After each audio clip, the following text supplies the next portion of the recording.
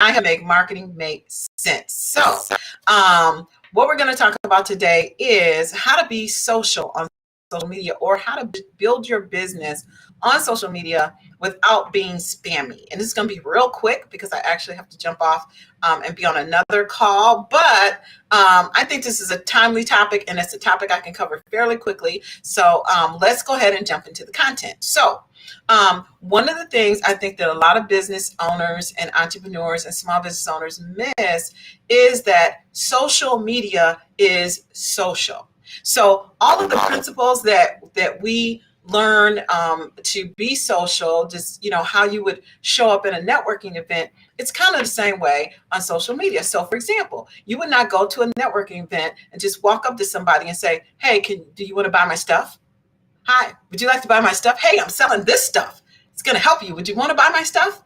No, of course not, right? You would want to build a relationship. You would want to find out, at least before you want to find out a little bit about what they do, and you want to, see if there's a problem that you can help them solve. You'd have a conversation, and then you would potentially have some business that come out of that.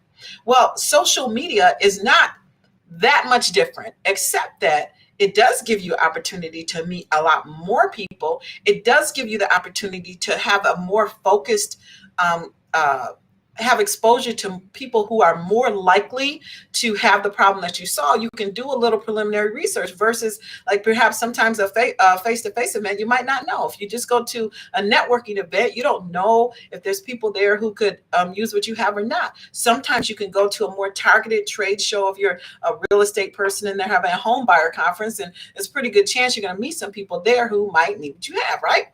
But so once you're on social media though, and once you've kind of you're kind of out here, you don't have that much time, you're a business owner, and here's the stupid simple answer. And you're going to be like mad when you find out how simple this is. The stupid simple answer is just be yourself. Just do what you do. If you're on social media, say for example you like fishing, okay, then you sell, I don't know, vacuum cleaners, for example, I don't know. You'd go to fishermen places. So you go where fishermen hang out because that's what you like to do, right? So you might go find a group on social media about fishermen, and you might find a bunch of pages in Instagram or whatever that are about fishermen, things that fishermen are into. And then you would just contribute content to that group. You just become a friendly member of the group. So when someone has a question, you answer it. When someone has, is asking for advice, you give your experience. You show up in that group as in your area of expertise. You're a fisherman, right? That's one way to do it.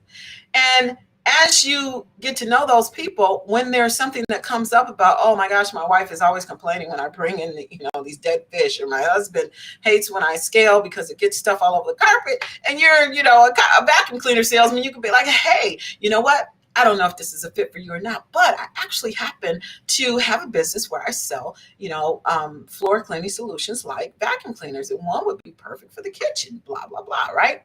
And the problem is, the challenge with that is it's a really slow process, right? So you could step it up a notch and you could say, oh, I'm going to step a little bit out of my comfort zone. So that's like comfort zone 0. Like you're comfortable with it. It's stuff you like. So you're going to do it. And you'll meet people that you have a lot in common with just by the fact that you like to fish and they like to fish, right?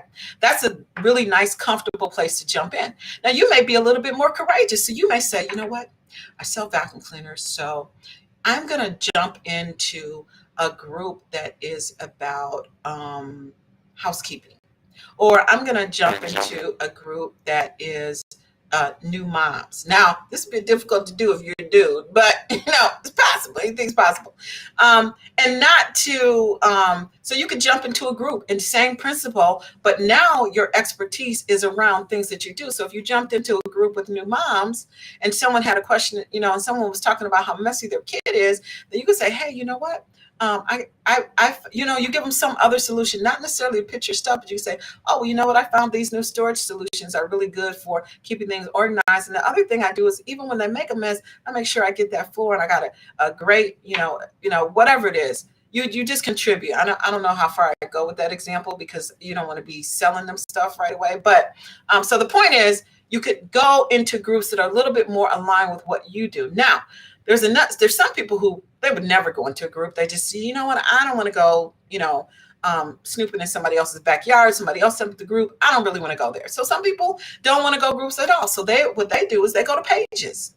So you can find people that you follow. Maybe it's Gary Vee, maybe it's Tony Robbins, maybe it's Get Crystallized.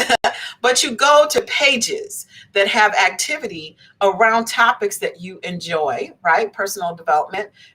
You probably can have a lot of contribution for that. And then you reach out to people that are on those pages who are similar to what you do, and then you can reach out to them in a very simple way that says, hey, I know we don't know each other, but I see you follow, Gary Vee, and so do I. Hey, I was just curious if I could show you a way to cut your marketing expenses in half. Would you be open to learning more? You don't just send them your link. You don't just send them your link to whatever it is that you're doing. You see if they're open, because then people can give you permission to send them their information.